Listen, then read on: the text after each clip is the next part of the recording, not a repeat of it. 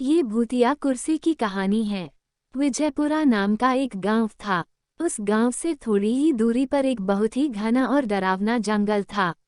रात के समय जो भी उस जंगल से होकर गुजरा वो कभी भी वापस नहीं आया। उसी जंगल में एक बहुत ही सिद्ध अघोरी बाबा रहता था। उसे तंत्र मंत्र के अलावा और कोई भी काम नहीं आता था। वो उस जंगल में रहकर भूतों से बात करता था और उनको अपने वश में कर लिया था।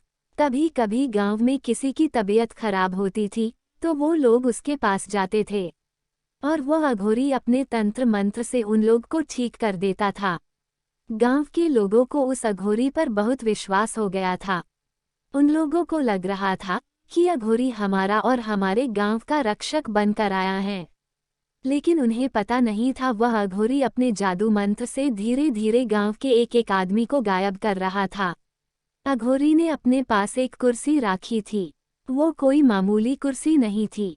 जब भी वो पूजा पाठ करता था उसी कुर्सी पर बैठकर करता था ताकि वह सीधा अघोरी बन सके और जो चाहे वो कर सके। कुछ समय बाद गांव में हड़कंप मच गया कि आखिर हमारे गांव के लोग धीरे धीरे कहाँ गायब हो रहे हैं।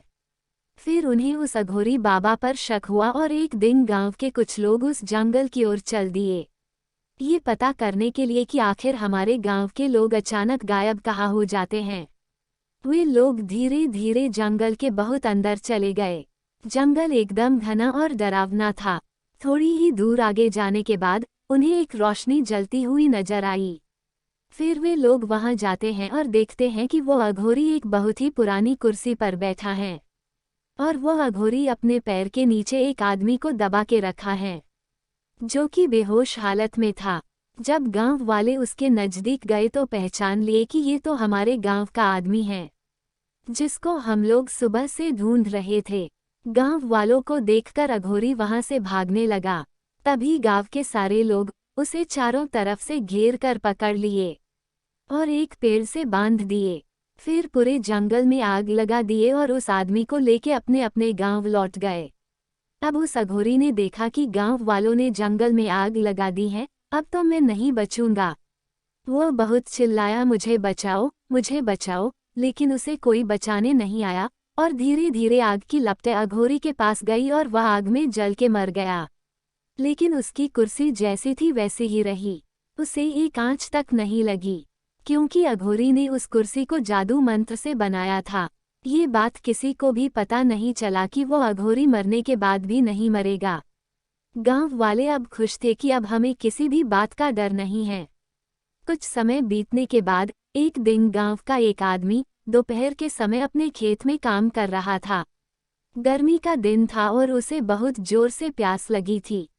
वह पानी पी के थोड़ा आराम करने के लिए उसी जंगल में चला गया जहां अघोरी रहा करता था। वहां जाकर देखा कि एक बहुत सुंदर कुर्सी रखी हुई है। वह देखने में बहुत लुभावनी कुर्सी लग रही थी, मगर वह एक भूतिया कुर्सी थी। वह आदमी उसे लेकर अपने घर आ गया। उस कुर्सी को देखते ही मन एकदम खुश हो जाता था। उसके घर वाले भी कुर्सी को देखकर खुश हो गए। उसे नहीं पता था कि वह अपने घर कुर्सी नहीं बल्कि अपनी मौत लेकर आया है। जैसे ही वह कुर्सी पर बैठा तभी कुर्सी ने उसे पकड़ लिया। उसके घर वालों ने बहुत कोशिश की लेकिन उसे उस कुर्सी से उठा नहीं पाए। देखते ही देखते यह बात पूरे गांव में आग की तरह फैल गई।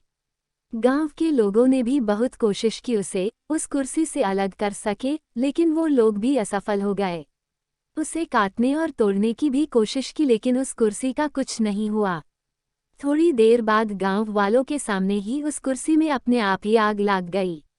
देखते ही देखते वो कुर्सी जालकर राख हो गई और वो आदमी तड़प तड़प कर मर गया।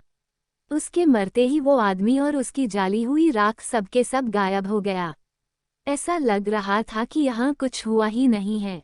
तब से ऐसी घटना हर 2 या 3 दिन पर गांव में होती गई।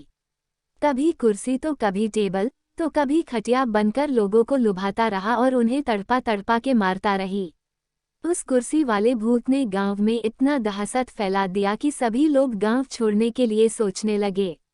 फिर एक आदमी ने इस सब से बचने का उपाय किया। वो एक साधु बाबा के पास गया और अपने गांव में होने वाली सारी घटना के बारे में बताया।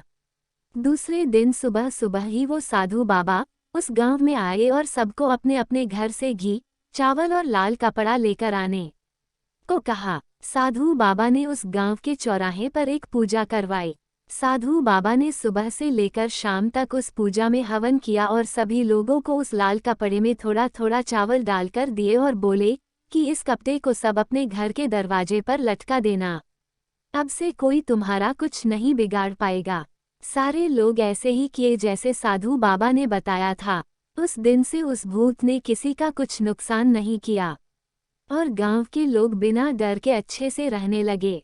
अगर आपको ये कहानी पसंद आई तो प्लीज़ मेरे चैनल को सब्सक्राइब कीजिए। मेरी कहानी सबसे पहले सुनने के लिए बेल आइकन को ऑल पर रखिए। हर दिन एक नई कहानी प्लीज़ मेरे चैनल को सपोर्ट कीजिए। मुझे आपके सपोर्ट की बहुत ज़रूरत है। तब तक के लिए हर हर महादेव।